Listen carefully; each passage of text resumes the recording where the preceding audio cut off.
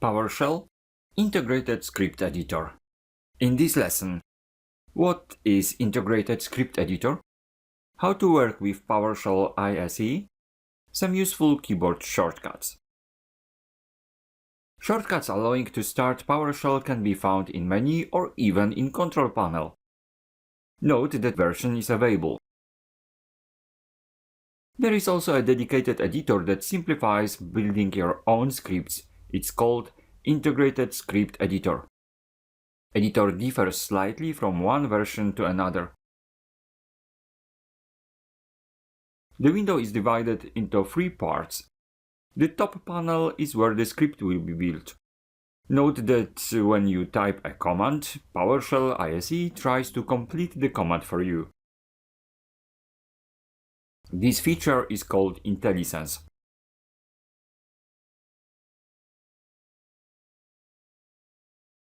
This is valid for commands and for options as well.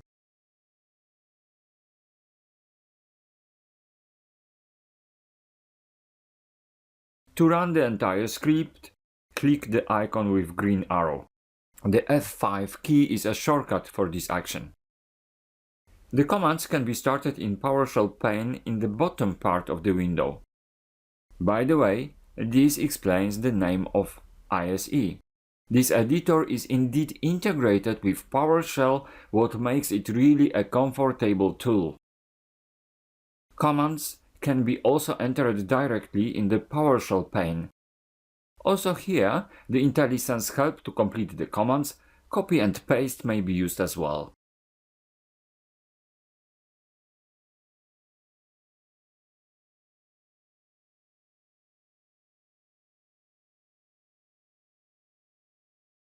The third panel is a command pane.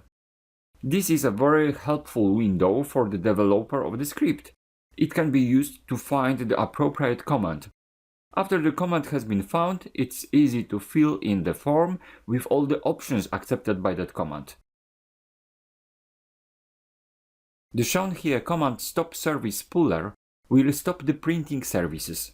To stop a service, the editor needs to be started as an administrator with elevated rights.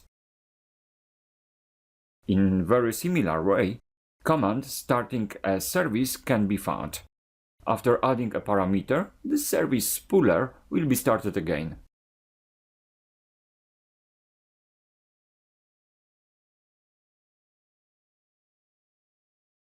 Let's now play with already presented command start transcript.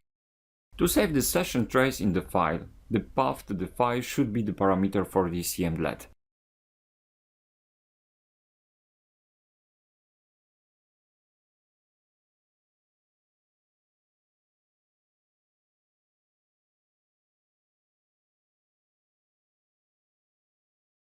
Unfortunately, start transcript is not working with PowerShell ISE in version 3.0.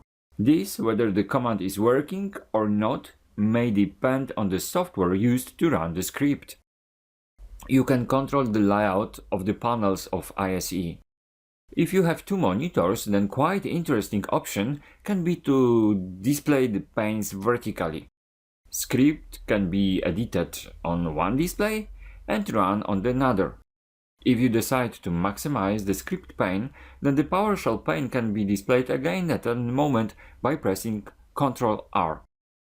If you click the button Show Command, an already presented window will be shown, allowing you to find the command. The commands window can also be hidden after pressing the adequate icon on the menu. Pressing the button Start PowerShell will run PowerShell in text console as it was already presented in the previous lesson.